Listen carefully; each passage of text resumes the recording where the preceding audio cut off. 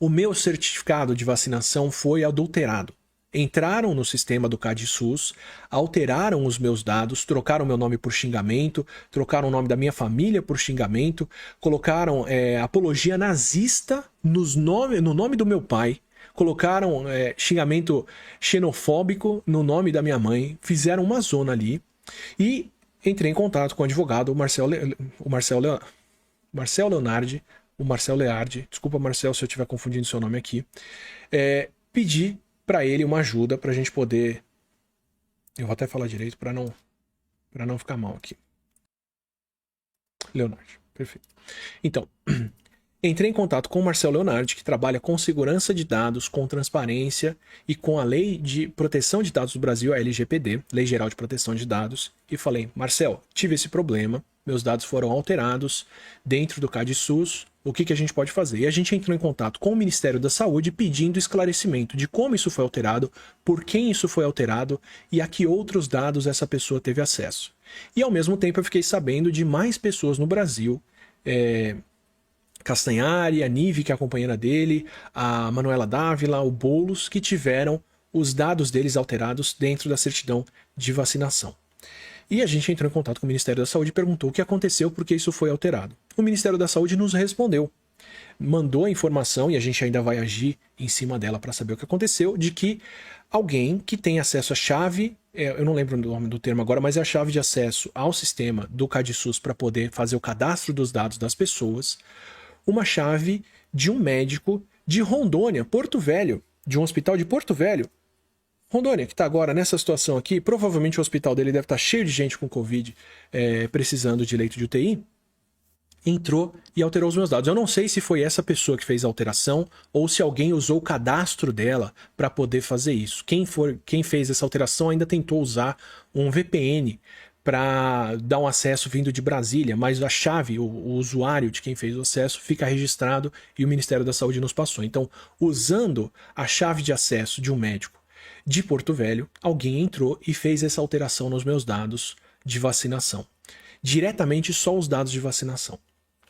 Já corrigiram, o Ministério da Saúde foi lá, corrigiu isso e tá tudo certo, mas eu ainda vou partir para como a gente pode ter o Ministério da Saúde, ter o CadSUS atendendo às leis gerais de proteção de dados, como todos os lugares precisam.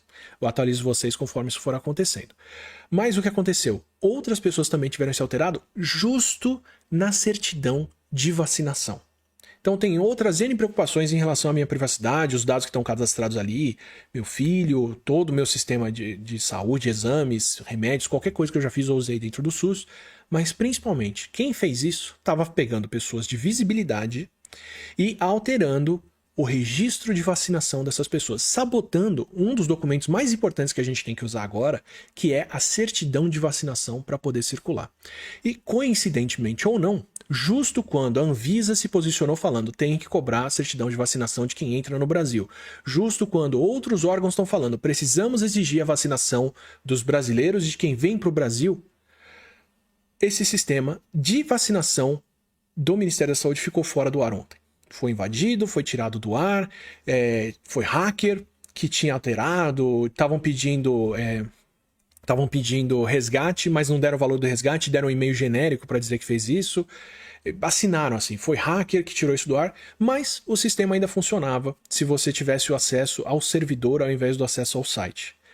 Então, assim, a gente precisa das pessoas se vacinando agora, a gente precisa das pessoas se imunizando, a gente precisa reforçar a necessidade da dose de reforço da terceira dose. Como que a gente vai fazer isso? Com campanha, que não estamos vendo, e com exigência de certidão de vacinação. Eu acho muito importante daqui para frente a gente começar a exigir das pessoas que querem ir para um restaurante, para algum lugar, circular, fazer alguma coisa, no mínimo as 2 doses de vacina, se não as 3 doses de vacina. Começar a considerar a dose de reforço como uma vacinação corriqueira das pessoas, e se você não chegou nela ainda, você está em alto risco de pegar e transmitir a Ômicron. Então é muito triste e muito complicado no momento que a gente precisa contar com a vacinação, ver esse tipo de sabotagem, independente de se foi hacker mesmo ou não, ou do que for, de documentos oficiais que a gente precisa para poder exigir isso. Então vou só reforçar para vocês por aqui.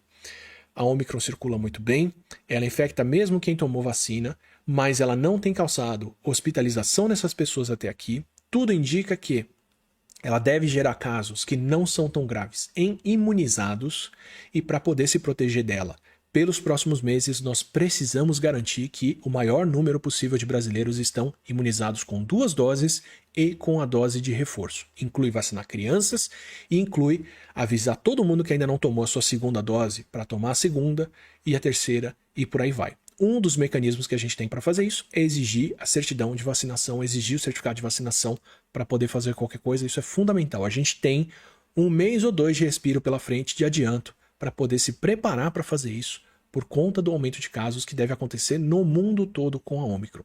A gente está num ponto em que a gente pode agir. Eu não estou falando de fechamento, eu não estou falando de lockdown, eu não estou falando de medidas que vão prejudicar economicamente ninguém. Eu estou falando para aumentar a vacina agora, para não precisar fazer isso depois, tá?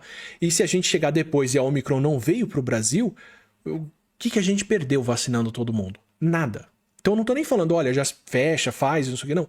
Corre para vacinar para não ter nem que cogitar fazer isso depois. A gente está na hora agora de correr com essa vacina. Então, chegou na sua vez de tomar sua dose, sua primeira, segunda, terceira dose, tome. A gente tem que pressionar o governo para conseguir as vacinas para as crianças. Pfizer, que está contratada já, e talvez a Coronavac, que está parada lá esperando para ser usada de reforço ou para ser usada em crianças, como está sendo usada no Chile, para a gente poder se proteger contra isso. Impedir as pessoas de se vacinar, parar de cobrar a vacinação da sociedade, é favorecer transmissão de Covid e morte. Não é o que a gente quer daqui para frente. A gente precisa segurar esse vírus na base da máscara, na base da vacina e das outras coisas. E deixo a lembrança para vocês de que uma máscara PFF2 bem colocada segura qualquer vírus, variante ou não.